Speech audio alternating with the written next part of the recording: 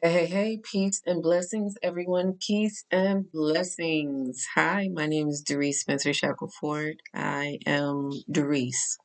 This is going to be a very transparent video, and I'm uploading it here because that's where it needs to be. No makeup, no lipstick, no wig, just me.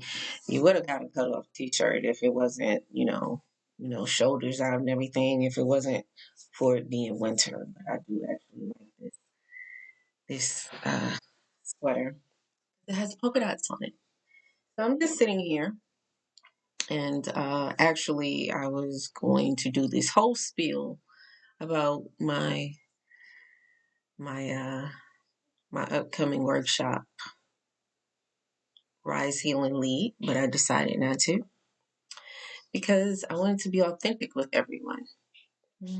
Hair all out and everything, and it's kind of shrinking a little bit. It's a little bit longer than that. Excuse me. But I wanted to do this, so I'm sitting here drinking some mushroom coffee. I drink it from time to time, and my wonderful pineapple juice. Can't drink that all the time, everyone. Got to be careful because pineapple juice is very, very, very sweet. So you have to be careful with that. I really was going to do this whole thing about my workshop and stream alive and all that good stuff. And I was led to do something different. I was led to be authentically myself.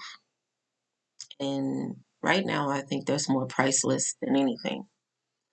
So, and I know someone will appreciate it.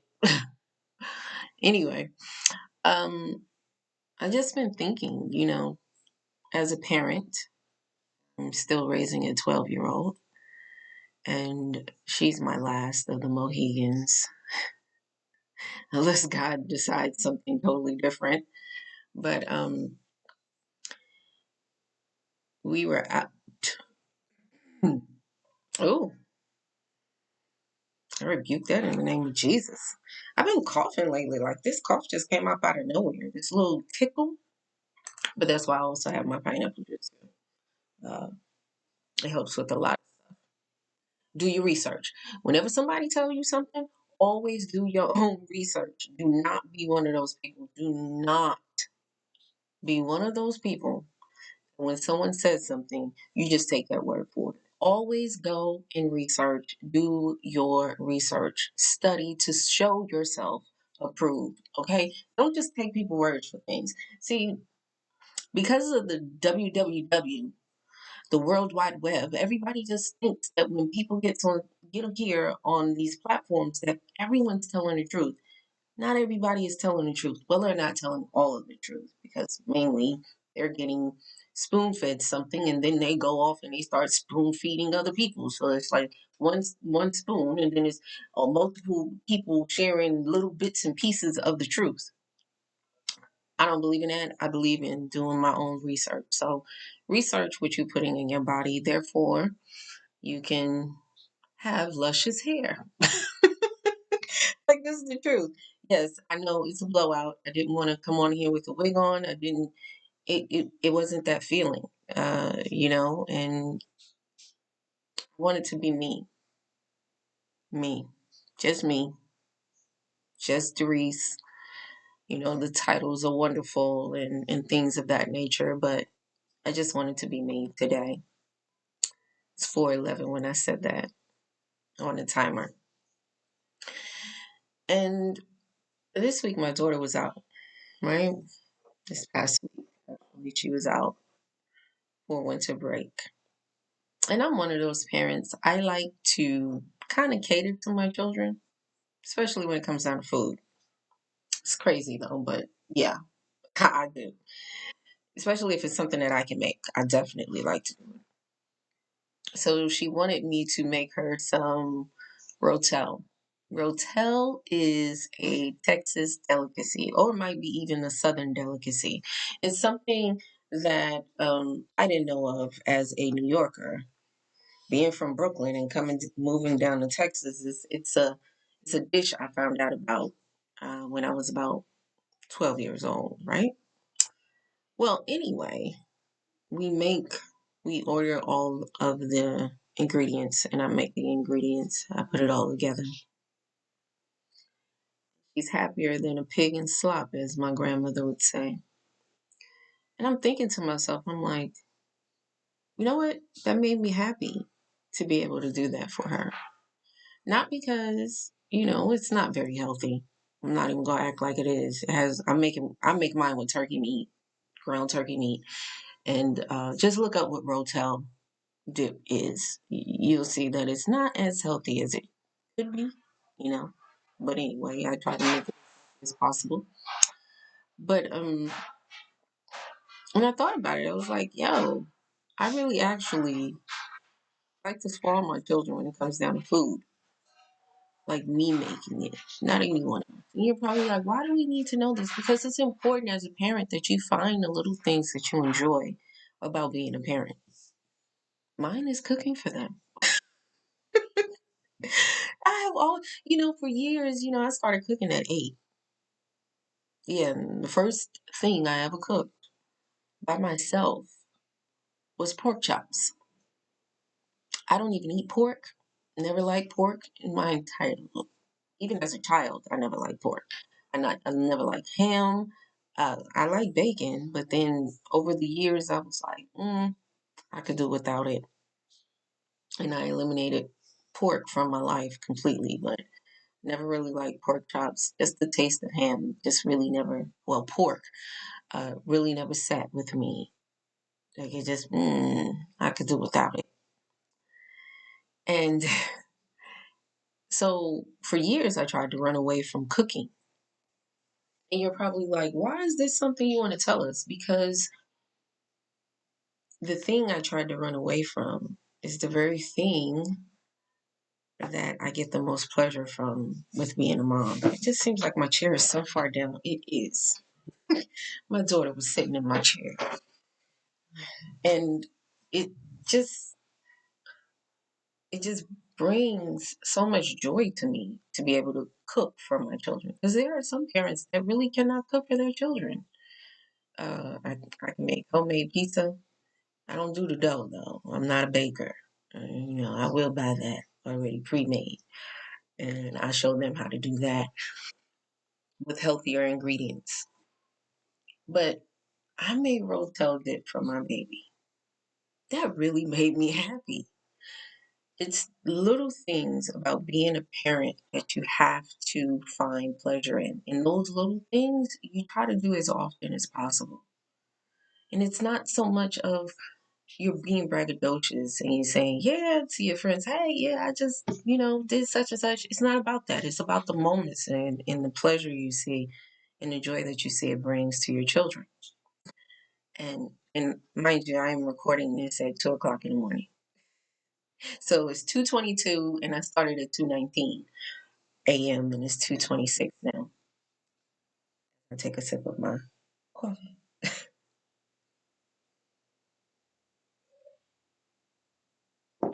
I wanted to be authentically myself. And I thought about it. I was like, oh, okay, I'm going to go live and I'm going to go do this and I'm going to go do that. But what am I going to talk about? I just thought about it. It's the honest pleasure of being somebody's parent and knowing that you can provide for your children, provide them healthy meals, even though Rotel dip is not that healthy. But if you have a picky eater like I do, to give them things that give her something that I know she really, really enjoys. And just like my family, they love my oxtails. And that is a delicacy. That's one of the things that my children love for me to cook.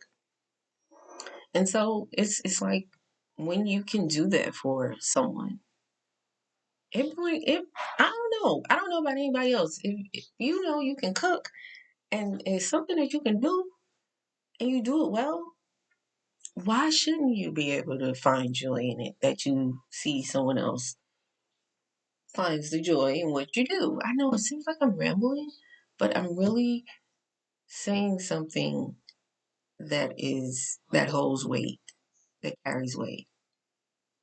Parenting is not about constantly focusing on all of the stressors of being a parent. Oh, I have to make sure I provide for them. Yes, but also it's also about you learning what makes you happy in the course of being someone's parent. I've never known this type of parenting until later on in life, until they all got old enough to tell me the things that they like in me instead of me trying to force a meal on them, things like that. Do you not know my children don't like lasagna? They hate it. They hate lasagna because well, we all were younger. When I was younger, a younger parent, I would just throw, and working in corporate America, just throw a frozen lasagna in the oven. No, I did not make lasagna. I told you I am not a baker. I did not make lasagna from scratch because I don't like ricotta cheese. It's just one thing about me. I don't like ricotta cheese. I don't like cottage cheese either. Mm, those things. Mm-mm. So to know, years ago, I would never listen to them. You don't like this, you don't like that. Y'all go eat what I cook for y'all because that's the way I was raised. And sometimes, a lot of times, parenting is not about you doing the same things that your parents did. This is a different time. You can't do all of that stuff anymore because children are dealing with different things now. How dare you try to force food down the child's throat and then wonder why they throwing it away? It's not what they like. And sometimes their body doesn't like it. Like my body, I don't eat onions. My body doesn't like onions. I don't eat a lot of garlic. My body doesn't like a lot of garlic. It's just ricotta cheese. Like, why is that even a thing? And feta cheese. Like, why are these things? Even black eyed peas and lima beans. I didn't eat those things. I got in trouble a lot for them because I wouldn't eat them. I eat any green vegetable you give me, but black eyed peas and lima beans, like why do we need this? Why do you eat this? This is horrible. Being a parent is about learning. It's not about just teaching. Your children are here to teach you. Of course, some parents are still so stuck in their ways they'll never learn that they're here to learn from their children. Some just stay stuck in this same mandate of I'm your parent. And it's like, wait a second. If you're always stuck in the whole concept of I'm your parent, and when do you see them as equal, as an adult? I see my children like that. My son is 23 years old, my oldest child. So yeah, this seems like it's flying away, y'all. It's a blowout. Big summer blowout. Oh, I'm sorry, y'all. That's from Frozen. I have to watch children movies. I'm sorry. I'm still raising a 12-year-old. 12-year-old. Anyway, so yeah, parenting is about learning. It's not about you teaching. It's about you learning. That's what it's about. It's about you learning that, hey, I don't know what I'm doing. I don't know what I'm doing. And I'm going to go find out how to do it better for the next one, and the next one, and the next one. But sometimes, as parents, we tend to forget that we're on a learning journey just like they are. They come here with gifts, and with those gifts, they teach us who we really are and who we really aren't. Sometimes that mirror can oftentimes offend us, and we become resentful. Seen some parents do it. Become resentful at their children because they don't need them or they have outgrown them. Instead of looking at it like, instead of the negative aspect of it, of you don't need me anymore, I'm going to cause problems for you so you can need me. Where the parent becomes the saboteur and begins to sabotage the child so that the child will regress and come back to the parent so that the parent can feel needed. It's really crazy, right? It's narcissistic tendencies. It's a cat. Just look it up. It's actually a certain terminology. I'm not a psychiatrist, although I do have a degree in behavior science. I'm just going to tell you that there are parents who are out here doing that. They'll badmouth the child, even if the child is doing great in their lives. But because they feel that this child has outgrown them, instead of sitting down and learning from the child or holding a conversation with the child and say, hey, where'd you learn this? How do you know this stuff? And sometimes they'll be really, really shocked to know that the child actually reads books. I'm being facetious, of course, but some things, your children are gifted with things. And if you're one of those parents that are like this, I mean, just laser focus, and you don't take time to look at your child, or the gift frightens you because the gifts comes from God and it has nothing to do with you. That child was sent here to do something great. You can't do anything about it. You shouldn't want to regress that child or oppress that child or make that child feel bad for being blessed with a gift or gifts. Your job as a parent is to learn how you can help that child to succeed in life. I'm going to say that again. Your job as a parent is to learn how you can help that child succeed in life. I always bring this up to my children, whatever they decided that they wanted to do. I always had, as it's funny because they all laugh at me when I say this. Every time they said that they wanted to do something or a career that they wanted to be that they were interested in, I always said, hey, if you're interested in this, I actually know someone who's in this field and you can hold a conversation with them. You can ask them questions, you can sit down and take notes and just interview them. Because you need to know what's needed in order for you to succeed in this particular area. I laugh with my children about that, especially my son. When he told me he wanted to be a bioengineer, biochemical engineer, biomedical engineer. When he told me that, I was like, I know somebody that does that.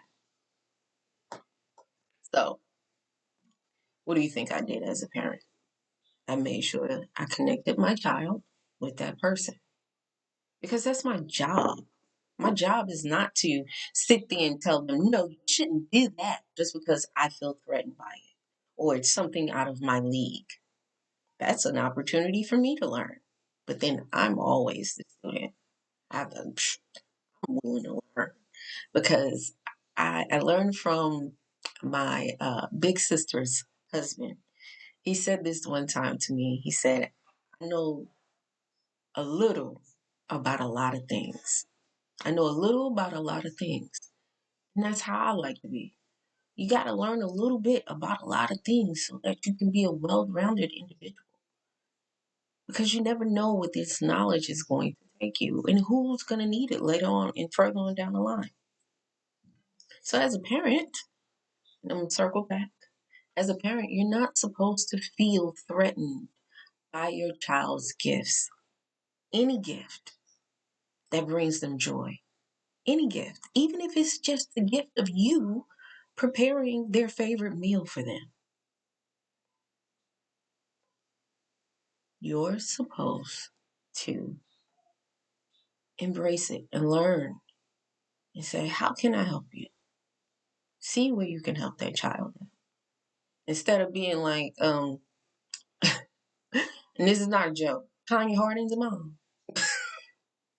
I'm sorry. That woman, like, really messed Tanya Harding up. Like, she just, mm-mm.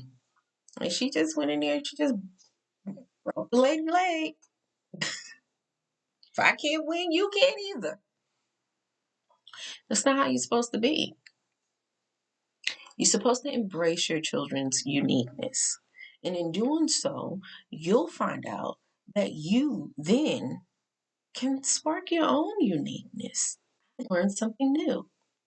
But of course, if you are not willing to let your ego go, you're going to always be in the same situation of looking at life as a parent as a stressor, a blessing.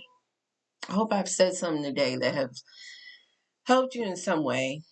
I just wanted to share this that, it gets to that point sometimes where you just have to change your perspective about things and maybe you'll grow. You know what they say, learning is half the battle. Knowing is half the battle. Well, I guess learning is too. It's about applying that knowledge. That's the next step.